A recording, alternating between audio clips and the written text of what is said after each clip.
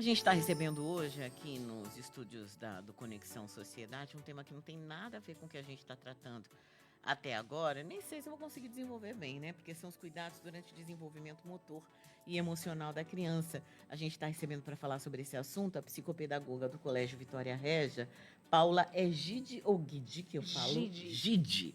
Paula, seja muito bem-vinda, viu? Bom Obrigada, dia. obrigada. Eu Bom disse dia. dessa dificuldade com o tema hoje porque eu tô muito abalada com o menino que foi baleado e faleceu. Na verdade, para além até dele ter sido baleado na porta de casa, mas todas as condições que acabaram culminando com a morte dele, né? Enfim, a mãe pediu socorro, não foi atendida, ele foi para o Menandro de Farias, não tinha oxigênio, esperou 5 horas por uma ambulância que tivesse uma melhor infraestrutura, que pudesse ir para o HGE. Óbvio que eu não estou dizendo aqui que ele morreu por causa disso, mas é porque nesse momento a gente percebe o tamanho do drama de uma pessoa que é uma pessoa como qualquer outra, é uma cidadã que estava dentro de casa com o filho, que o filho pediu para sentar na rua, para olhar a rua, porque ele queria mesmo era brincar de bicicleta, mas ela estava dentro de casa e ele ficou lá. Enfim, mas vamos falar aí do desenvolvimento motor e emocional da criança. Qual é a fase, a etapa mais importante da vida infantil que pode ser determinante esse desenvolvimento emocional, Paula? Eu posso primeiro bom dia, Bom dia. bom dia para boa tarde, né? Nós estamos iniciando aí o período da tarde, finalizando da manhã. Obrigada pelo convite. E assim, fica difícil dizer qual é a fase mais importante, considerando que todas são importantes e todas são muito peculiares, né? Existem os marcos de desenvolvimento que a psicologia traz e que cada marco desse, cada fase dessa é de muita importância e exige e necessita de um olhar muito específico para essa faixa etária. Eu digo desde o nascimento, né? Então, assim, toda a influência materna, paterna, enfim, dos responsáveis que recebem essa criança ao mundo, a partir dali já é um divisor de águas, já começa a fazer diferença. E cada fase é peculiar. Quais são essas fases? Você pode enumerar para Posso, gente? exatamente, como eu disse, o nascimento, a criança nasce, né? E o nascer já é a primeira ruptura na vida da criança. O corte do cordão umbilical, a saída dessa vida intrauterina, cercada de proteção e de alimento instantâneo. Então, essa primeira fase, eu digo que é sempre a primeira fase da ruptura. E ao longo da infância, ela vai passando por outros momentos de ruptura, né? Porque a criança precisa crescer, se desenvolver e ganhar e conquistar autonomia.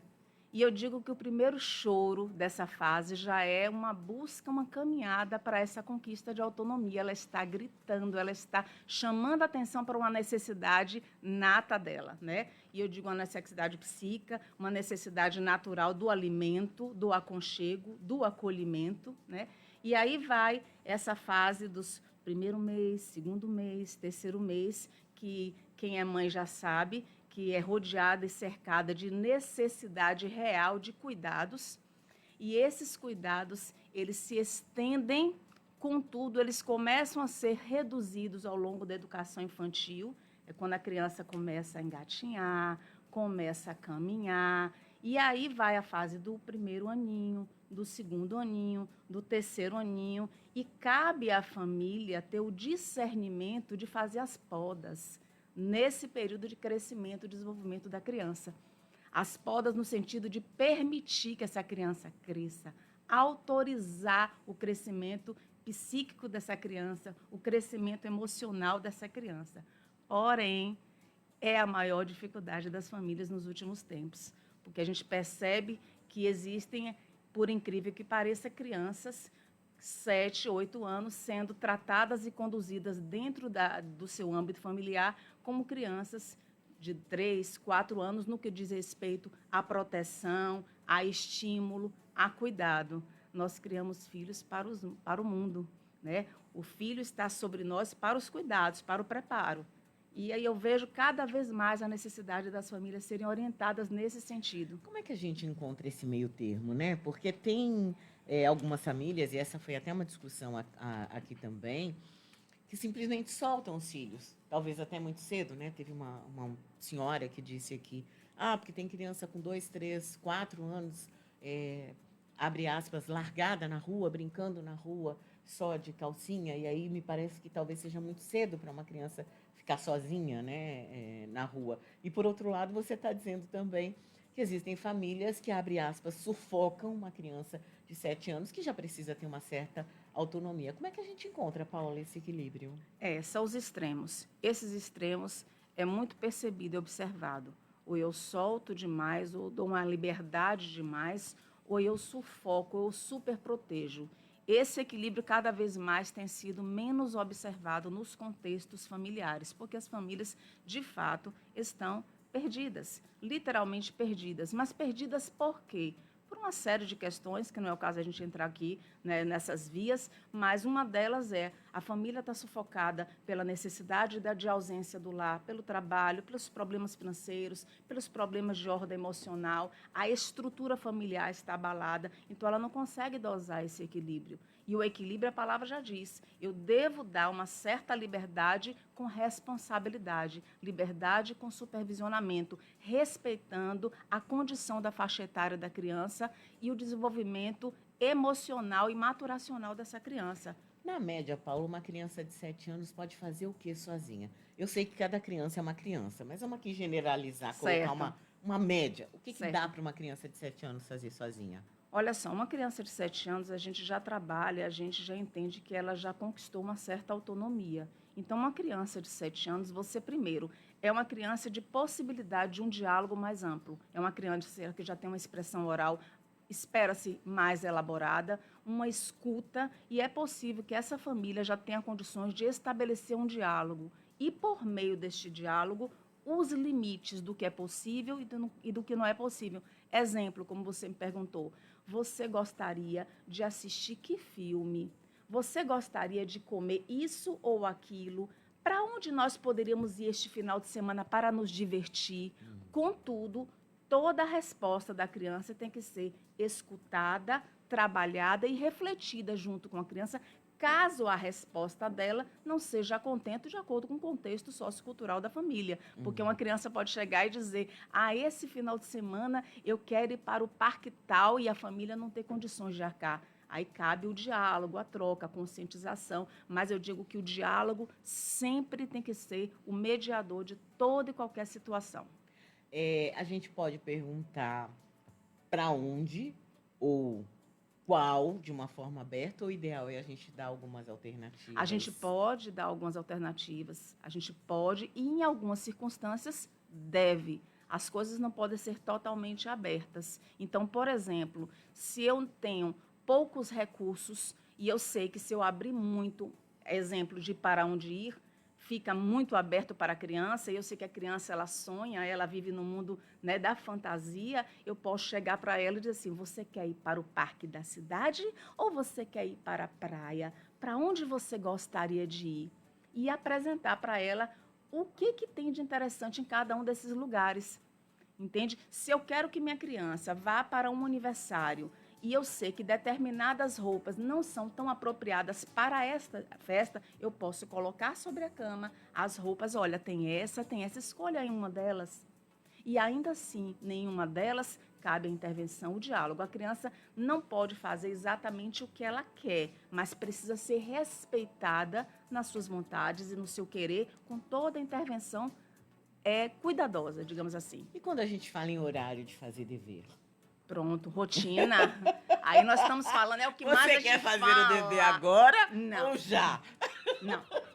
Existem acordos que podem ser feitos, mas assim, a criança desde pequena precisa de uma coisa que eu chamo, que a gente fala muito na escola, rotina. A criança precisa de uma organização de rotina. Horário de acordar, horário de se alimentar, de brincar, de assistir o tempo de tela, de almoçar, precisa ter essa rotina. E para uma rotina organizada e devidamente acordada com a criança, a flexibilidade ela se torna um pouco menor. Por exemplo, hora de almoçar não é hora de comer biscoito, né? Hora de fazer tarefa, vamos lá, vamos organizar a sua rotina. Você estuda pela manhã. Qual o melhor horário que eu, enquanto adulto, percebo que minha criança pode dar mais, pode oferecer mais disposição? Eu vou estar fechando esse horário com ela. Né? Aí cabe à família. Tem coisas que são negociáveis, tem coisas que não são negociáveis, mas precisam ser dialogadas. Né? A gente nunca pode chegar para uma criança e dizer assim, você não tem querer. A criança tem querer, tem desejos que precisam ser expressados. Contudo, a família precisa estar nessa mediação, nesse controle, nessa poda de escuta, sempre atenta aos sentimentos da criança. A partir de que idade dá para a criança começar a escolher as próprias coisas? Depende. Por exemplo, uma criança de 2 aninhos, onde você coloca a mesa e ela costuma sentar à mesa, e essa mesa existe uma variedade de alimentos, você pode chegar para essa criança e dizer, você quer feijão, você quer arroz, o que você gostaria de comer? Aí, se a criança trouxer negativa diante da sua proposta, vem a intervenção do adulto. Falar da importância e tentar incentivar e buscar recursos e meios para essa criança se alimentar. Uma criança de 3 aninhos, por exemplo, você abre a gaveta e você pega uma roupa automaticamente para vesti-la. É natural que ela chegue, tendo uma oralidade boazinha. Mamãe, eu quero essa. Por que não fazer à vontade? Então, tudo tem que ser, digamos assim, com um olhar atento, mas com responsabilidade, com cuidado. A criança precisa ser respeitada, mas ela precisa de limite. Ela precisa entender que existe um adulto na situação. E o que eu tenho visto muito são crianças ditando as regras em casa. Os papéis estão se invertendo. A família faz com que as coisas funcionem em torno do querer da criança. E que está sendo um grande equívoco. E a gente vem assistindo o reflexo nocivo disso no dia a dia. Paula, uma coisa que eu vejo muito são pais que reclamam, mas não tomam atitude. Então, é a mãe que vira assim e fala, Paula, tô cansada de ver você fazer isso, você não arruma o seu quarto, poxa, isso é difícil, a casa fica bagunçada. Mas Paula não tem nenhuma perda, digamos assim, não tem nenhum impacto com essa fala. É só uma encheção de saco da mãe ou do pai. E nada acontece. Qual é o tipo de prejuízo? Porque fica parecendo a sensação que eu tenho, eu olho para as crianças, assim, adolescentes, e assim, a sensação que eu tenho é que eles estão nem aí. Eles olham e falam, ai, minha mãe e meu pai são chatos mesmo, eles vão falar isso. Eles falam, mas nada acontece, tá tudo certo, eu vou continuar deixando meu quarto do jeito que tá, ou qualquer outra coisa.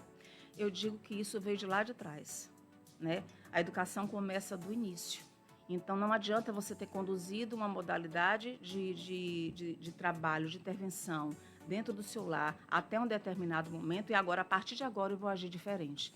Então, essa condução começa desde lá de trás. É como eu disse, a criança, o adolescente precisa entender que existe um adulto na relação e que ela precisa seguir regras, precisa seguir rotina e comandos, entre aspas, do que é importante fazer. É errado dar castigo? Porque você tergiversou por aí. Mas é errado dar castigo? Assim, hoje a gente não trabalha mais com a coisa do castigo, né? Eu digo assim, que hoje o que muito mais importante e efeito positivo é o diálogo com a criança. Contudo, a gente trabalha com perdas de direitos. A criança precisa entender, como adolescente, que direitos são conquistados e perdas são consequências. Então, assim, se você faz algo, é um reforço positivo que a psicologia positiva traz. Se você pode fazer um reforço positivo para algo que não é bom ou para algo que seja bom.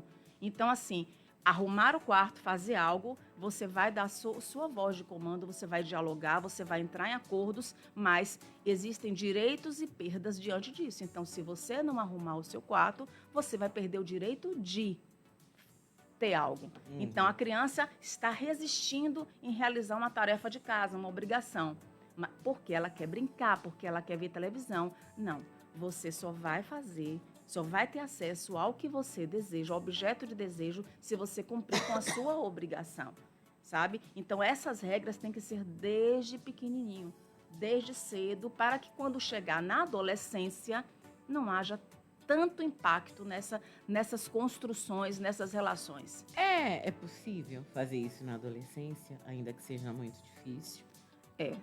É possível. Eu digo sempre assim, a primeira coisa que tem que existir entre um pai e uma mãe de um adolescente é proximidade. O distanciamento, o afastamento, ele é muito nocivo para o desenvolvimento do adolescente. Então, e o que a gente tem visto muito é isso. Então, eu acho que o pai e a mãe, estar próximo não é sufocar. Estar próximo não é super proteger. Estar próximo também não é ser amigo do filho.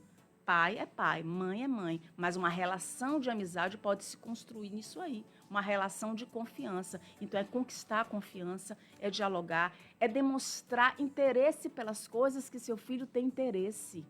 Sabe? Não é ser evasivo e nem invasivo. É você estar próximo do seu filho, demonstrar interesse pelas coisas que ele gosta, aconselhar, se aproximar o máximo possível para na hora que você precisar dar um limite, você ter facilidade desse limite sem machucar, sem criar revolta, sem afastar. Então, muitas vezes, é como você disse, atitudes extremistas. Eu libero, eu dou. O que a gente tem mais visto hoje nas famílias? Dar o celular da criança para ela me deixar em paz. Teve um ouvinte que falou exatamente isso. O que eu mais vejo é isso. A criança está chorando ali, toma o celular. Toma um doce, toma não sei o quê. Vai para um consultório médico com uma criança, um consultório de pediatria, e você vê que as crianças estão com seus celulares. Qualquer ambiente é dado o celular para que eu não tenha trabalho de intervir, né? Para que eu não tenha trabalho de estar com essa criança, próximo a essa criança. A brincadeira, o brincar, a ludicidade se perdeu dentro do âmbito da família. E hoje a escola se esforça muito para resgatar essas habilidades e competências da criança, que é nata dela, porque a criança está no automatismo, a criança está dentro do que é líquido, muito rápido. E com essa coisa do imediatismo da criança, porque é o que a tela oferece, eu clico e está lá, o que mais tem acontecido são movimentos de intolerância à frustração. As crianças e adolescentes não toleram ser frustradas, porque a gente está vendo que os adultos não estão tolerando ser frustrados, né? Eu não posso me frustrar, meu filho não pode se frustrar, né? Então, antigamente, as famílias eram muito mais parceiras da escola, estando junto, lado a lado, para trabalhar uma série de questões. Hoje você vê a criança quando é chamada a atenção pelo professor, a criança quando é dado limite na escola, quando é estabelecida uma rotina, a reação negativa da família, porque meu filho não pode se frustrar. Gente, quero agradecer muito aqui Paula Gide, psicopedagoga do Colégio Vitória Régia. Deu uma aula pra gente aqui, né? Muita coisa pra gente pensar. Já vou deixar o convite para você voltar, pra gente conversar um pouco mais, porque eu tenho a impressão, pelo que eu vi aqui, inclusive, só no WhatsApp, que eu nem fui no YouTube aqui, muita gente com dúvida, muita coisa acontecendo, né? E tem. Educar não é fácil. Não. E eu acho que nunca foi. Mas houve momentos em que a gente educava junto com o restante da família. Exato. Com tias, com avós, com tios, com outras pessoas que estavam ali e que colaboravam. Hoje, normalmente, é um casal ou uma mãe solo, né? Educando. Então, ficou mais difícil da gente saber quais são os recursos que a gente tem. Exatamente. Nós estamos com modalidades de família muito diversas e nós precisamos aprender a lidar com isso, né? E hoje a escola, ela está muito mais preparada do que a escola de antigamente, né? O trabalho com as emoções, cada dia mais cresce dentro do espaço escolar a necessidade de se conduzir, trabalhar e orientar. Obrigada, viu, Paula? Bom dia. E eu que agradeço. Bom dia. 11h45.